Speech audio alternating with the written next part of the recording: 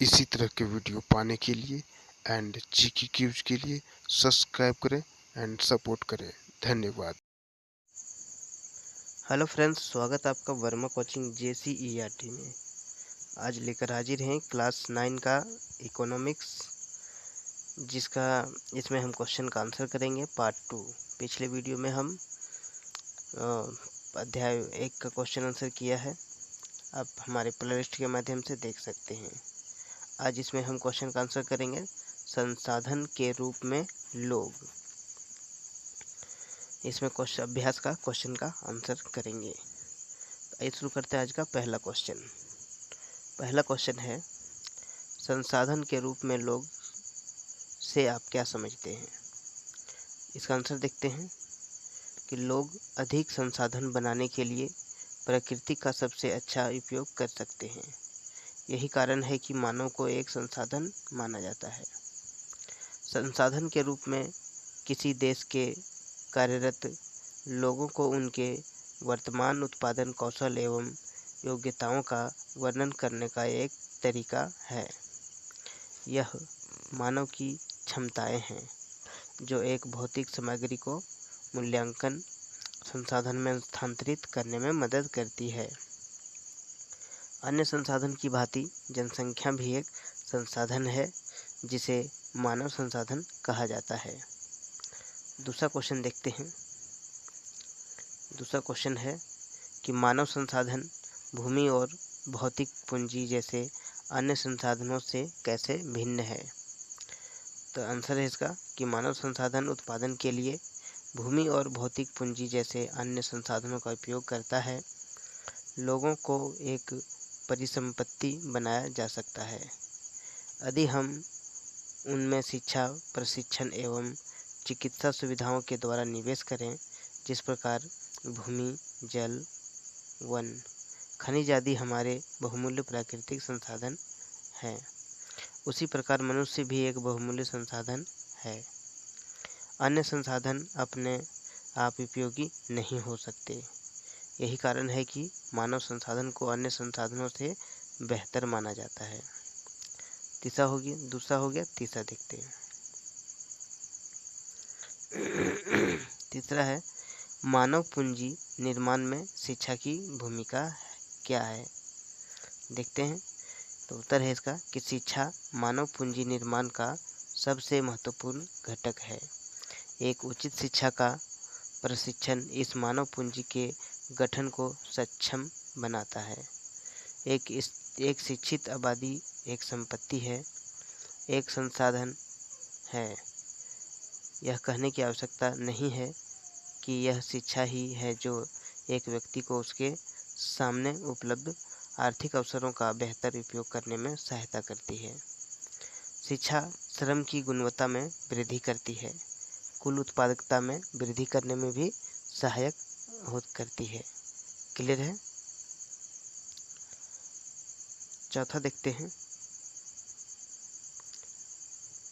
अभी आप क्वेश्चन का आंसर देख रहे हैं, अध्याय 2 इकोनॉमिक्स अर्थशास्त्र क्लास 9 का। आइए शुरू देखते हैं। चौथा नंबर, मानव पूंजी निर्माण स्वास्थ्य की भूमिका है। कैसे देखते हैं। मानव पूंजी निर्माण में स्वास्थ्य एक महत्वपूर्ण भूमिका निभाता है।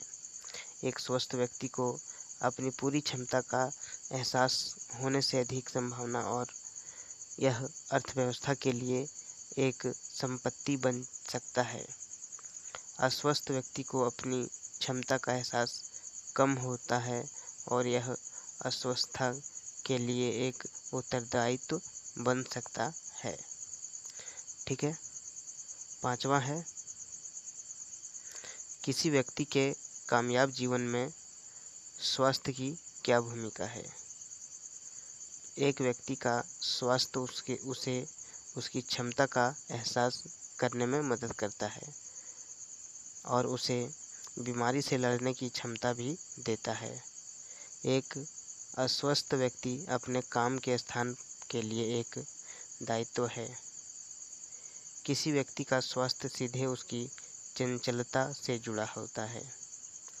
अस्वस्थ व्यक्ति की तुलना में एक स्वस्थ व्यक्ति अधिक दक्षता और अधिक उत्पादकता के साथ काम कर सकता है।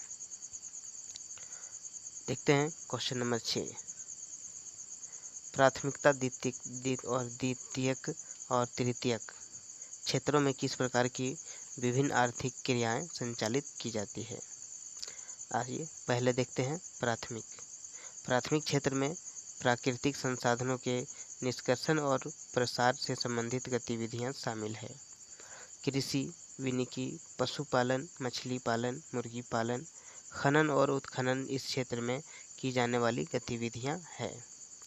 देखते हैं द्वितीयक क्षेत्र में प्राकृतिक संसाधनों के प्रसंस्करण से संबंधित गतिविधियां शामिल है। विनिर्माण इस क्षेत्र में शामिल है। देखते हैं तृतीयक क्षेत्र में ऐसी गतिविधियां शामिल है जो विभिन्न सेवाओं के माध्यम से प्राथमिकता और माध्यमिकता क्षेत्रों को सहायता प्रदान करती है।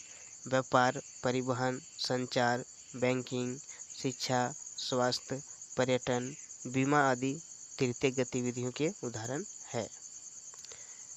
आइए देखते हैं क्वेश्चन नंबर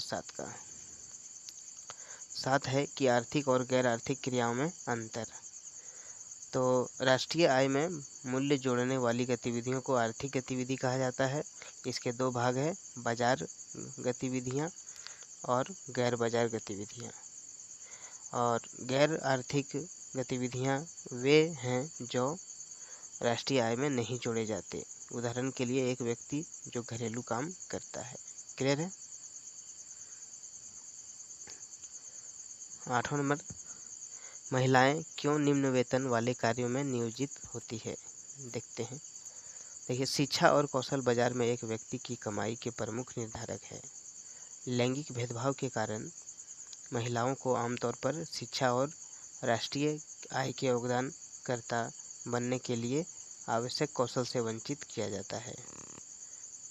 नतीजतन अधिकांश महिलाओं के पास अल्प शिक्षा और कम कौशल का गठन है। एक कारण है कि उन्हें पुरुषों की तुलना में कम वेतन मिलता है। आप वर्मा कोचिंग JCERT का वीडियो देख रहे हैं, इसे आप सब्सक्राइब करें और शेयर करें। प्रश्न 9 है कि बेरोजगारी शब्द की आप कैसे व्याख्या करेंगे। तो इसका उत्तर है कि बेरोजगारी का अर्थ है जब लोग अपने करने के इच्छुक हो किंतु उन्हें रोजगार न मिले। यह स्थिति विकसित देशों की अपेक्षा विकसित देशों से अधिक देखने में आती है। कामगार जनसंख्या में 25 से 59 वर्ष के आयु के लोग आते हैं। 10 नंबर है कि प्रच्छन्न और मौसमी बेरोजगारी में क्या अंतर है। तो प्रच्छन्न बेरोजगारी जो है, जब कोई व्यक्ति वास्तव में आवश्यकता से अधिक काम कर रहा होता है तो स्थिति को प्रच्छन्न बेरोजगारी कहा जाता है।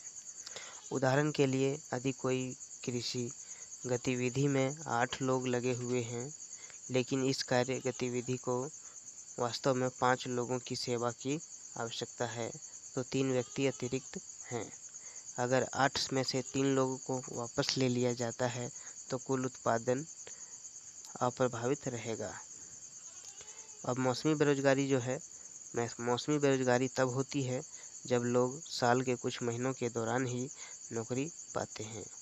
उदाहरण के लिए, कृषि मजदूर व्यस्त मौसम के दौरान अर्थात बुआई, कटाई, निराई और गहना के दौरान ही काम करते हैं। यह भारत में कृषि के मौसमी चरित्र के कारण है। 11 नंबर क्वेश्चन देखते हैं। शिक्षित बेरोजगारी भारत के लिए एक विशेष समस्या क्यों है। तो इसका आंसर है कि शिक्षित बेरोजगारी एक ऐसी स्थिति है जहां मैट्रिक, स्नातक और स्नातकोत्तर उपाधि वाले कई युवाओं को उपयुक्त बेरोजगार नहीं मिल पा रहा है। भारत में एक बड़ी आबादी है और हर साल बड़ी संख्या में लोग स्कूल और कॉलेज से स्नातक होते हैं। विभिन्न क्षेत्रों में रोजगार सृजन शिक्षण संस्थानों से निकलने वाले शिक्षित लोगों की संख्या के साथ तालमेल नहीं बिठा रहा है। इसके कारण शिक्षित बेरोजगार भारत की एक अजीबोगरीब समस्या है।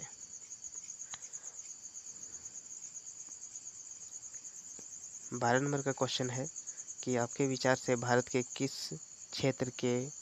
क्षेत्र में रोजगार के सर्वाधिक अवसर सृजित कर सकता है। तो इसका आंसर है भारत कृषि क्षेत्र और इसके अतिरिक्त उद्योग में अधिकतम रोजगार के अवसर का निर्माण कर सकता है। कृषि अर्थव्यवस्था का सबसे अधिक श्रम अवशोषित करने वाला क्षेत्र है। जब कुशल और गुणवत्ता की पैकिंग कृषि उत्पादों के साथ होती है तो यह बहुत सारे रोजगार उत्पन्न कर सकती है। क्लियर है। इसी तरह के वीडियो एंड जीके क्यूज के लिए सब्सक्राइब करें एंड सपोर्ट करें। अगर आप इस वीडियो को देख रहे हैं तो अगर सब्सक्राइब नहीं किए तो प्लीज़ सब्सक्राइब करें, हमें सपोर्ट करें। धन्यवाद।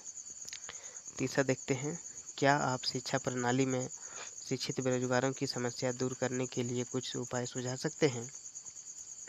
तो देखते हैं कि शिक्षित बेरोजगारों की समस्या को कम करने के लिए शिक्षा प्रणाली में उपाय माध्यमिक स्तर पर शिक्षा को अधिक वृत्ति उन्मुख बनाना, जो न केवल शिक्षा के साथ साथ सफल रोजगार प्राप्त करने के उत्कृष्ट कौशल के साथ व्यक्ति को संपन्न बनाएगा। एक प्रकार की जांच प्रक्रिया बनाएं जिससे प्रत्येक व्यक्ति अपनी क्षमताओं के अनुरूप विषयों का चयन करता है। स्कूली स्तर पर नए विषयों और अध्ययन के क्षेत्र की शुरुआत के साथ उन क्षेत्रों में नौकरी के अवसरों की वृद्धि होनी चाहिए जो ऐसे विषयों का अध्ययन करने के लिए चुनाव करने वाले छात्रों को नियुक्त करेंगे। क्लियर है। 14 नंबर देखते हैं, क्या आप कुछ ऐसे गांवों की कल्पना कर सकते हैं जहां पहले रोजगार का कोई अवसर नहीं था लेकिन बाद में बहुतायत में हो गया। देखते हैं उत्तर इसका। हाँ, मुझे अपने गांव में एक किसान द्वारा सुनाई गई कहानी याद है। उसने बताया कि कुछ वर्ष पहले उसके गांव में सभी मूलभूत सुविधाओं जैसे कि स्कूल, अस्पताल, सड़कों, बाजार और यहाँ तक कि पानी व बिजली की उचित आपूर्ति का भी अभाव था। गांव के लोगों ने पंचायत का ध्यान इन सभी समस्याओं और आकृष्ट किया। पंचायत ने एक स्कूल खोला जिसमें कई लोगों को रोजगार मिला। जल्द ही गांव के बच्चे वहां पढ़ने लगे और वहां कई प्रकार की तकनीकों का विकास हुआ। अब गांव वाले के पास बेहतर शिक्षा, स्वास्थ्य सुविधाएं और पानी एवं बिजली भी उचित आपूर्ति उपलब्ध थी। सरकार ने भी जीवन स्तर को सुधारने के लिए विशेष प्रयास किए। कृषि एवं गैर कृषि क्रियाएं भी अब आधुनिक तरीके से की जाती है। आइए क्वेश्चन 15 देखते हैं लास्ट, कि किस पूंजी को आप सबसे अच्छा मानते हैं, भूमि, श्रम, भौमिक पूंजी और मानव पूंजी, क्यों।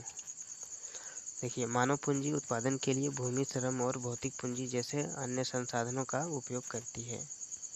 अन्य संसाधन अपने आप उपयोगी नहीं हो सकते, इसीलिए मानव पूंजी को सभी संसाधनों में सबसे अच्छा माना जाता है। क्लियर है। फिर मिलते हैं अगले चैप्टर में क्वेश्चन आंसर के साथ। तब तक के लिए वीडियो में अंत तक बने रहने के लिए आपका बहुत बहुत धन्यवाद।